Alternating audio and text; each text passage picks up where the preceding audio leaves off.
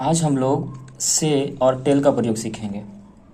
तो सबसे पहले से और टेल का मीनिंग जो होता है वो सेम होता है, लेकिन अगर यूज़ की बात करेंगे तो दोनों का अलग अलग जगह पे अलग अलग रूपों पे किया जाता है। जैसे ये एक ग्रामर का चैप्टर है जिसको नारेशन बोला जाता है। नारेशन में आप लोगों को से या फिर टेल का प्रयोग देखने के लिए मिलेगा। तो नारेशन का दो भाग होता है, एक हो जाता है डायरेक्ट स्पीच और एक हो जाता है इनडायरेक्ट स्पीच। तो डायरेक्ट स्पीच में हमेशा से का प्रयोग किया जाता है और इनडायरेक्ट स्पीच में हमेशा टेल का किया जाता है। जैसे एग्जाम्पल के माध्यम से समझेंगे, I said to you he is going. ये जो सेंटेंस है ये हमारा एक डायरेक्ट स्पीच है। कैसे समझेंगे? तो ऐसा सेंटेंस जिसमें डबल इन्वर्टेड कॉमा का प्रयोग हो उसे हम लोग डायरेक्ट स्पीच बोलेंगे। तो यह सेंटेंस डायरेक्ट स्पीच हो गया। और अभी मैंने क्या बोला कि डायरेक्ट स्पीच के सेंटेंस में हमेशा से का प्रयोग होता है, यानी कि ये जो सेंटेंस है राइट हो जाएगा, यानी कि इस सेंटेंस में से का प्रयोग होगा। नेक्स्ट, इनडायरेक्ट स्पीच किसे बोलेंगे? जिसमें डबल इन्वर्टेड कॉमा का प्रयोग ना हो। जैसे कि आप इस सेंटेंस को देख लीजिए, यहाँ पे डबल इन्वर्टेड कॉमा का प्रयोग देखने के लिए नहीं मिलेगा, यानी कि ये इनडायरेक्ट स्पीच सेंटेंस है। और इसके लिए जगह पे फिर हम लोग क्या करेंगे? टेल का प्रयोग करेंगे। क्यों? चूंकि इनडायरेक्ट स्पीच में हमेशा टेल का ही प्रयोग होता है, से का प्रयोग इसमें नहीं किया जाता। आगे, अब से का प्रयोग, पहला से का प्रयोग यानी कि से के बाद ऑब्जेक्ट भी आता है और नहीं भी आता है। यानी कि आई से, अभी मैंने क्या देखा? से टू यू, यहां पे हम लोगों ने क्या लिखा? सब्जेक्ट के बाद ऑब्जेक्ट लिया, यानी कि से के बाद हम लोग ऑब्जेक्ट भी ले सकते हैं, ये भी सही है, और ऑब्जेक्ट नहीं भी ले सकते हैं जैसे आई से, तो ये भी क्या हो जाएगा? मेरा सही सेंटेंस होगा। यानी कि ऑब्जेक्ट भी ले सकते हैं, नहीं भी ले सकते हैं। तो यहाँ पे हम लोग ऑब्जेक्ट लिए हैं, और अगर नहीं लेते ऑब्जेक्ट तो हम लोग ऐसे लिख सकते थे, जैसे आई से डायरेक्टली लिख सकते थे। और आई से के बाद फिर क्या हो जाता? ही इज गोइंग।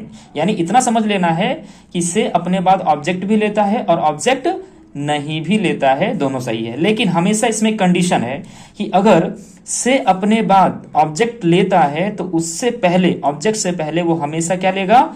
टू लेगा ही। जैसे आई से यू, अब यहां पे देख रहे हैं कि से अपने बाद क्या ले रहा है? ऑब्जेक्ट।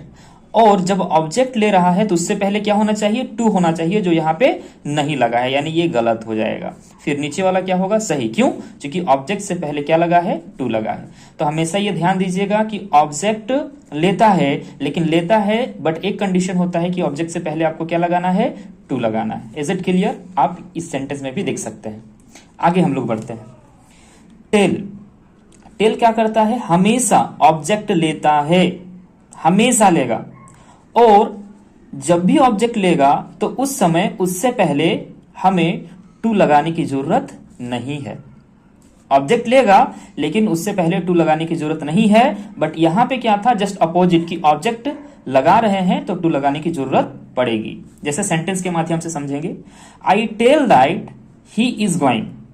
अब यहां पे ये सेंटेंस क्या हो जाएगा? गलत। क्यों?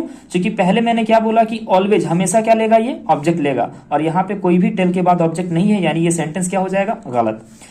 दूसरा देखेंगे कि ऑब्जेक्ट अगर लेगा, ठीक है भाई, ऑब्जेक्ट लेगा तो उससे पहले क्या नहीं लगेगा?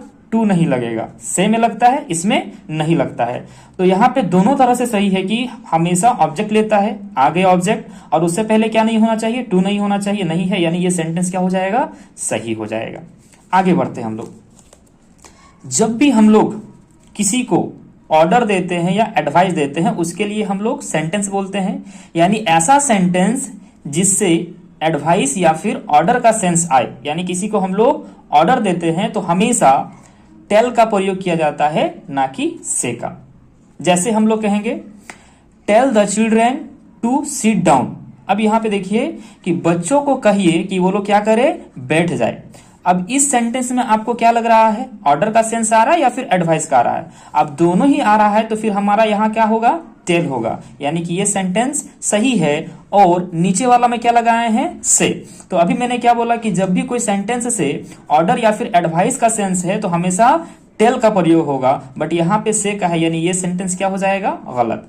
अब और एक चीज ध्यान देना है कि जब भी ऑर्डर या एडवाइस का सेंस आए तो उसके लिए एक फॉर्मूला बन जाता है कि सबसे पहले टेल आएगा, टेल तो लगाना ही है, लेकिन टेल अपने बाद क्या लेगा, ऑब्जेक्ट जो हम लोग यहां से सीख चुके हैं, और उसके बाद आपको हमेशा 2 प्लस भर 1 का प्रयोग करना है, यानी कि भर 4 का प्रयोग यहाँ पे नहीं आएगा। अब यहाँ क्या मिलेगा आपको देखने के लिए, टेल मिलेगा, टेल ऑब्जेक्ट मिल जाएगा चिल्ड्रेन, इन्फिनिटिव मिल जाएगा यानी 2 प्लस भर 1 सिट डाउन। तो ये एक फॉर्मूला बन जाता है जो हमेशा आपको याद रखनी है। मैं आशा करता हूं कि आप लोगों को अच्छे तरीके से समझ में आ गया होगा। तो हमें कैसे पता चलेगा कि आप लोग को समझ में आ गया है, इसके लिए मैं एक क्वेश्चन लाया हूं। इस क्वेश्चन को अच्छे से पढ़िए और बताइए कि फिल इन द ब्लैंक्स में क्या आएगा, से आएगा या फिर टेल आएगा। कमेंट के माध्यम से आप जरूर बताएं। Thank you everyone.